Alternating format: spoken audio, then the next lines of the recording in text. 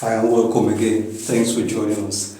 It's another edition of Poetry Science, and we're still not done with vaccination and the matters of it. Now, some of the topics we'll have to visit 1 or 2 times or even 3 times before we wrap them up, and vaccines happen to be one of them. So today we'll be looking at vaccines, in other words, the cold chain management of vaccines. Cold chain management of vaccines, and also administration of vaccines in poultry production. Now, let's paint a scenario. How in what way would you react? You go to buy a vaccine in a store or a place where you normally buy, and suddenly the temperature was good. You actually are taking it. You done the right thing by going with a flask. You also supported with block, like ice block inside the flask, and you've gone in. You've done the right things like we've done in the previous video. Now, if you didn't watch the previous videos, I want you to please go back in the previous video and check vaccine, what do you do when you vaccinate. That's the title. Now, you've done the right thing, and suddenly after administering, a few days later, your birds are dying. And then you take them for postmortem. Now you discover that those birds died as a result of the same vaccines or the same pathogen you administered the vaccines to take care of. Now, what do you think you will do, or what will you do? Now, from what we said in the last video, you realize that vaccines, first of all, were pathogens. The pathogen itself that you're trying to boost the immunity of your animals against, actually in either killed form or attenuated form, weakened form, or put into those forms, actually either injected or through any of the routes into the birds. Now, if the cold chain, like we're discussing now in this case, has been compromised or broken, is going to be fatal. Now, what's the cold chain?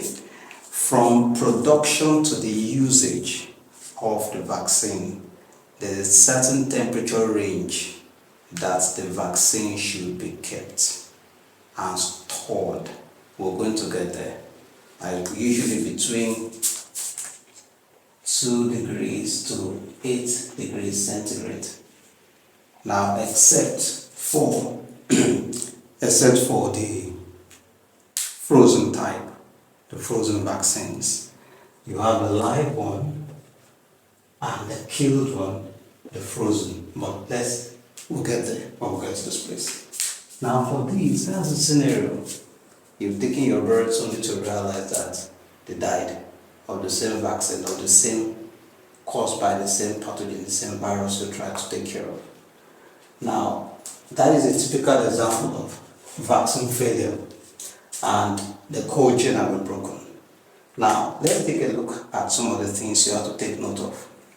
Take note of these things. Number one, in trying to take care of vaccines, in managing the cold chain, do not expose the vaccines to too much heat, because you need to maintain a certain temperature. Heat will raise the temperature, and you don't want that. Number two, do not expose to light. It's going to cause denaturation. Number three, do not expose to excessive cold. Now, excessive cold is now referring to a freezing or near freezing temperature, especially if it is not the frozen vaccine. You know, you have the live, the killed, and the frozen vaccine. These two will suffice at this.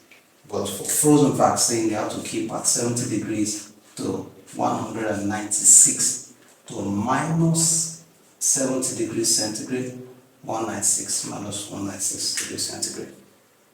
Now, you have to take note that the appearance of the vaccine does not tell you if the cold chain has been broken. Now, that makes it become dicey. So how do you tell that a vaccine chain has not been broken? It becomes more important to every one of us to do our due diligence, to make sure that we buy from places where we purchase or get our vaccines from places that are reputable, from stores or places where you're sure that they have good equipment for reputable places. Now let's look at key management factors. 5 keys to managing the cold chain of the vaccines. Number 1, be sure the place of purchase. I've just talked about this now. Be sure you buy from a reputable store, a store where you know have the already the pedigree of doing the right thing, storing properly, so you buy from there. Number 2, you get trained on using it. Now, if you're not yet trained on using vaccine, I've done a previous video, you can watch them. What do you do? How to handle vaccine? You can get them, even those who you're buying from, train you briefly. They can train you because they want to sell, or you get a professional, a vet doctor to teach you. Now, you can watch the previous video. It's a good knowledge already. Now, it's not a difficult thing. It's not rocket science. Get trained, and also train your staff, because when your farm is large, you can't do everything yourself. How about when you're not around? Your farm hands, your staff should be trained on how to manage vaccine from the time you purchase to the storage. Now, there's something you need to do. If you can in your farm, because when your staff are working, many times they get dehydrated. They go to the fridge to get chilled water. I want to suggest that you put your vaccines, store your vaccines in a different fridge, because some are so careless, they open the fridge, they don't close immediately, and sometimes this opens, this one open, close, it keep on dropping the temperature.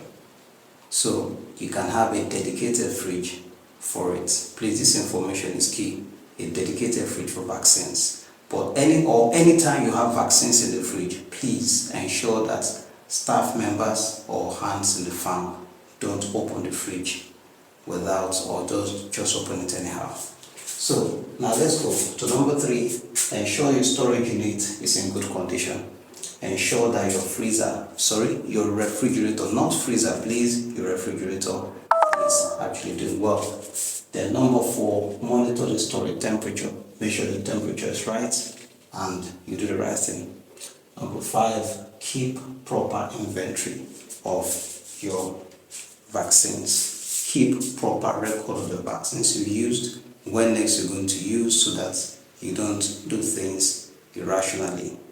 You keep a record of when last you used, the number of births you vaccinated, or the number you did not vaccinate when the vaccines finished, and then keep record of all these things that are going to help. Now, coming back to the temperature, I promised to talk about this. We have them in 3 categories: live vaccine, we have killed vaccine, and you also have frozen vaccines. Now, the live vaccines have the pathogens in them. They are still alive, but they are weakened. You want to store them, you store them between 2 degrees to 8 degrees centigrade. Not in a frozen condition. Not frozen. Avoid deep freezer. Adopt the freezer. The killed vaccines, the pathogen, the virus, is actually killed. So in 2 degrees to 8 degrees, 8, not 80 degrees centigrade. Don't freeze. Now, the frozen vaccines, the pathogens are actually killed. You store in minus 70 degrees to minus 196 degrees centigrade. This is a frozen condition, and you do that in liquid nitrogen. I want to thank you for staying with us. The next, we'll be looking into the 7 right vaccine administration practices. I want to thank you for staying tuned. If you gained, please send to other farmers or any other person who is interested. If you have a question, please write. If you think there's something that was not said properly, please make a suggestion. Kindly share, subscribe, and follow. Thank you so much.